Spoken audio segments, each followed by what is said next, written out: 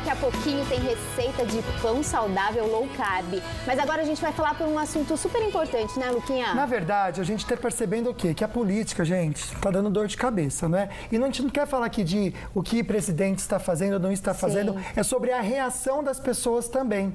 Então a gente vai entender um pouquinho como as pessoas lá fora, em outros países, inclusive a imprensa internacional, está enxergando essa inflamação política que a gente está vivendo, devido também à pandemia, né? Sim. Vou enrolar um pouquinho aqui com vocês, e na verdade a gente pode fazer o seguinte também, pedir a sua opinião. Tá bom? Pode pedir, pode falar com a gente o que você está querendo fazer, tipo, o que você pensa sobre esse assunto, se você realmente acha que o Brasil... Porque... Voltou, doutora? Vamos falar com ela então? Vamos. Porque a gente sabe, doutora Fabíola Canedo, ela que manja muito de política, é professora de Direito. Doutora, a gente sabe que o problema da Covid-19 é um problema de saúde. Por que foi transformado num problema político? Bom dia. Bom dia, Lucas. Bom dia, Abel. Bom dia, Van. Bom dia, pessoal. Lucas, é verdade. Infelizmente, o Brasil, nesse momento, é o único país do mundo que transformou uma crise sanitária em uma crise política. E isso deve a um conjunto de fatores, mas principalmente pela conduta dos próprios políticos. A pandemia, desde o início, ela foi subestimada pelo presidente, que adotou uma postura negacionista desde o primeiro pronunciamento, e a questão foi minimizada, a gravidade da doença, né? Foi um dos poucos chefes de Estado no mundo a subestimar a pandemia e a divergir das determinações de isolamento preconizadas pela OMS. Sim. A situação também foi agravada pela falta de conexão entre as determinações do governo federal, estaduais e municipais, que divergiram nas condutas adotadas em razão do isolamento, o que acabou gerando uma instabilidade e insegurança por parte da população. Na região, inclusive, também houve essa desconexão entre determinações do governador e dos prefeitos, que resultaram, inclusive, em algumas ações judiciais, né, sobre a questão do isolamento e abertura de comércio. E o Brasil também não possui uma base de dados precisa quanto à notificação dos casos, e os números acabaram subnotificados em razão da falta de teste. Dessa forma, as discussões na condição da crise, por vezes, foram feitas com foco ali um pouco eleitoreiro e sem observar o número de mortos e o iminente colapso do sistema público de saúde. Somado a isso, nós tivemos a queda de 2 ministros de saúde, né, num curto espaço de tempo, em meio a uma pandemia mundial, por causa de divergências de pensamento ali com o presidente em relação ao uso da cloroquina. O presidente sempre foi adepto da cloroquina, ainda que os médicos afirmem que não existam pesquisas científicas suficientes para embasar o uso do medicamento. A questão da cloroquina aqui no Brasil também acabou sendo transformada numa discussão política, o que é inadmissível, pois os protocolos de uso de medicamento devem ser discutidos por médicos e cientistas, né, e não pela população ou pelos políticos. E essa questão do uso da cloroquina e relaxamento do isolamento foram os pontos de conflito entre o presidente e os 2 ex-ministros de saúde, Luiz Henrique Mandetta e Nelson Teich, que foram pressionados até deixarem a pasta, que segue agora no comando do general Eduardo Pazuello. Doutora, a gente vendo tudo isso que a doutora está falando, né? A gente aqui do país fica confuso. Agora eu quero saber como que quem está lá fora, a imprensa internacional, está enxergando toda essa bagunça que a gente está vivendo, política mesmo. Sim. Então, as consequências dessa ingerência na crise sanitária e esse conflito, elas são vistas de forma negativa, tanto aqui no Brasil como fora do país. A imagem do Brasil no exterior e a repercussão da crise política em meio a uma pandemia foi muito negativa, né? Nesse momento, nós já somos o 2º país no ranking de número de infectados pelo coronavírus no mundo, com mais de 20 mil mortes. E essa postura de minimizar a gravidade da situação, somada a essas alterações na equipe do governo, ela soou de forma muito negativa lá fora, né? Foi objeto de críticas em vários jornais internacionais, tanto na América do Sul quanto na Europa, nos Estados Unidos. Nós fomos destaque no jornal Le Monde, no El País, no americano The New York Times, no The Guardian, e até a emissora Al Jazeera comentou a saída dos ministros da Saúde e o tumulto político do Brasil em meio à pandemia. O posicionamento do presidente também foi criticado pela ONU e por outros presidentes, como o argentino Alberto Fernandes, e até pelo suposto apoiador Donald Trump. Tá, agora eu quero entender o seguinte, você comentou algo muito bacana, doutora, que a gente fica perdido. Eu, por exemplo, eu tenho o meu presidente que fala X, eu tenho o meu governador que fala Y, aí o meu prefeito fala Z. Aí eu fico assim, gente, o que é na minha vida? É Y, X ou Z? A quem eu obedeço?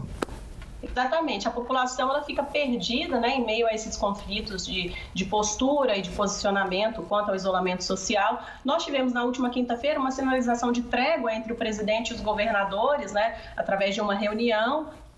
Mas esse clima de paz, logo em seguida, na sexta-feira, já foi quebrado em razão da questão política do fatídico vídeo da reunião ministerial divulgado pelo Supremo, onde se tratou de tudo, menos da questão do enfrentamento da pandemia do coronavírus, né? Isso vai aumentar a tensão da crise nos próximos dias e, consequentemente, vai continuar repercutindo de forma muito negativa no exterior a imagem do Brasil. E a gente sabe que as consequências disso, doutora, infelizmente, são portas se fechando para comércio. A gente depende de coisas que vêm e coisas que a gente manda também para fora, né? E isso não é tão bacana. Doutora, eu quero agradecer muito a sua participação aqui. Já quero fazer um compromisso com você aqui, de volta e meia se dar um pulinho, para ajudar a gente a nortear também essa parte política, que é tão importante. A gente aqui traz a informação para você em casa. Aí você pega essa informação e tira as suas conclusões. Muito obrigado, doutora. Um bom sábado para você. E a gente vai continuar agora com receita aqui, viu, doutora? Vamos, vem agora aqui, ó. Pega um papel, caneta, que essa receita, além de super fácil, é saudável. Vem aí uma receitinha de pão low carb, sem glúten e sem lactose. Roda aí.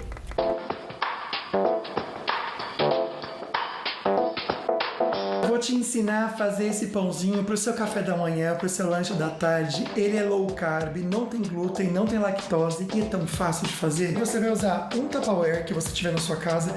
Eu gosto desse formato quadradinho, que aí deixa com um formato bem de pãozinho mesmo. Você vai colocar as 3 colheres de castanha de caju, vai colocar o ovo e vai acrescentar 1 colher de chia. Lembrando que é opcional. Se você não tiver, não vai fazer falta no seu pão. É só para deixar ele mais saudável mesmo. O sal também é opcional. Se você gosta de um pão com um pouquinho de sal, é bacana colocar. Se não faz questão, não precisa. Eu vou usar o sal rosa. Você mistura tudo e por fim você acrescenta a colher de fermento em pó e volta a misturar tudo de novo. E a gente vai colocar no micro-ondas. Aqui em casa eu coloco 1 minuto e meio, mas vai depender do micro-ondas aí da sua casa. Deu o tempo. Olha que delícia que ele fica, super rápido de fazer, saudável demais. Um pãozinho que vai salvar. Gente, caiu o negócio. Nossa, meu coração tá... Não tem glúten, não tem lactose e muito gostoso também. Dá uma sugestão extra aqui, ó. Você coloca um pouquinho de azeite nele, fica uma delícia.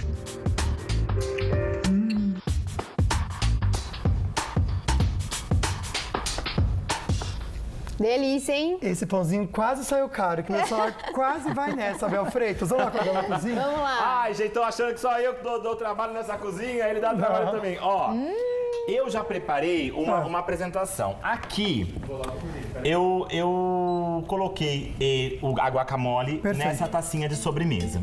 Eu gosto de servir individual quando eu faço lá em casa. Sim. Então, o que eu fiz? Aqui, eu gosto dessas coisas estilosas, tá vendo? Ficou lindo. Eu coloquei na própria xícara pra gente comer. E aí, também tem um copo assim.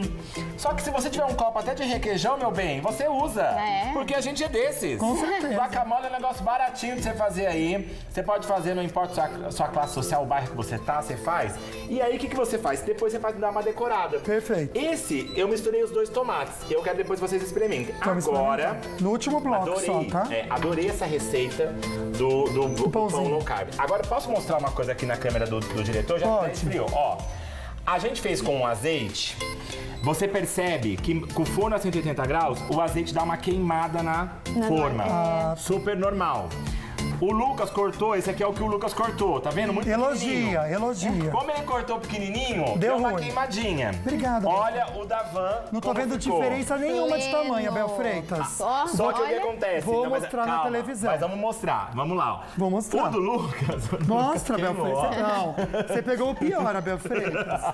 Ai, que absurdo. Gente, ó, é o seguinte, só pra explicar. Não, eu fiz de propósito.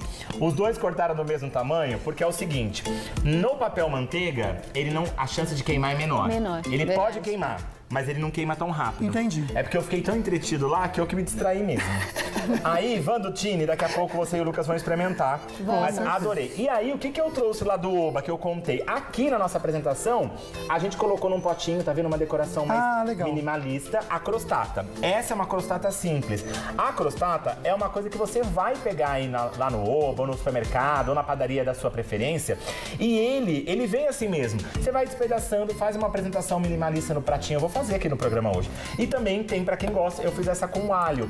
Lembra que eu não coloquei o alho na guacamole, eu peguei a crossata de propósito. É uma coisa que eu faço em casa. Por quê? Porque eu não gosto muito do alho na guacamole, mas fica uma delícia. Então vocês podem fazer com o alho. Sabe que tem um jeitinho também que fica bom? Meu sogro, que também tá assistindo aí, meu sogro ele faz com massa de pastel assada. Ah, boa Fica ideia. delicioso. Já compra pronto também. Ou pode fazer a massa, né? Sim. Agora eu quero falar de gente pelada na internet. O quê? Adoro! Nudes? Gente, um bumbum lindo! Que eu adoro um bumbum, né, gente? Eu gosto de peito, gosto de bumbum. O Whindersson Nunes tava assistindo o Felipe Neto no Roda Viva. Que foi super bacana, elogiado, criticado, mas foi super bacana. Sim, não, eu achei bacana. Eu acho que essa nova versão do Roda Viva, mandar um abraço pro pessoal lá da TV Cultura, o nosso ex-diretor Maurício Jacobi, que tava na Band, tá lá na TV Cultura agora. O que acontece? Ele fez esse nudes peladinho no sofá assistindo o Felipe Neto. A gente não entendeu o que o Whindersson Nunes estava fazendo com o Felipe Neto. Foi uma piada, na verdade. Foi pra variar, né? Eu não sei uma se eles são super brigados piada. ou não, porque o Felipe Neto é brigado com quase todo mundo, né? Não, aí é difícil. É verdade. É difícil. É uma coisa meio Ludmilla e Anitta. Mas eu acho que naquele momento o Whindersson quis trazer essa coisa da polêmica. Mas o que eu mais gostei, por que eu trouxe essa fofoca? Por quê? Todo mundo já falou do pipi dele. Claro, né? Tava né? encostando no sofá, é isso?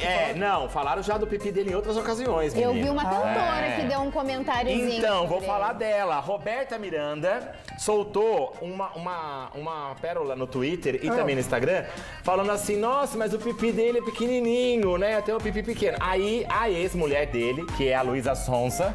Sonza. A Sonza. Não tem nada de sonsa, Não ela é tem- maravilhosa, Bel Freitas. A Luísa Vem. Sonza. Sou fã aqui, ó, nem Fez vem. a louca e disse que o pipi era bem servido.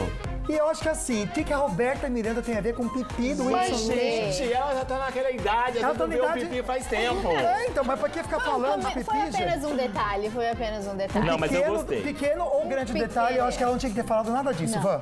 Também acho. Eu acho que pode falar do pipi de todo mundo. Eles não quis colocar o bumbum na roda? Coloca o pipi também. Aí é Mas você que tá olha, o pedindo. Whindersson Nunes não liga pra isso. Não? Ele pode fazer o que ele Você quiser conhece também. ele? Não conheço, Será mas... que a Van do Tini conhece o Whindersson Nunes daquela Ó, já época da quer- TV Manchete? Que ela trabalhou na TV Manchete, gente. Você pegaria o Whindersson Nunes ou você pegaria o Júnior Lima? Nenhum dos dois. Ainda mais que que ela é dois. muito bem casada. Não, casadíssima. Um beijo pro Pedro, né, Abel, sócia? vou cortar você aqui, ó, que já tá complicando aqui. Vamos lá, Van do Tini. Vamos embora, né? Vamos, olha, já a gente volta com muito mais e você fica ligadinho aí no que vai rolar no próximo bloco. No próximo bloco tem polêmica sobre a cloroquina e ainda hoje tem dicas para uma vida plena. A gente já volta. I've been doing a good job of making them think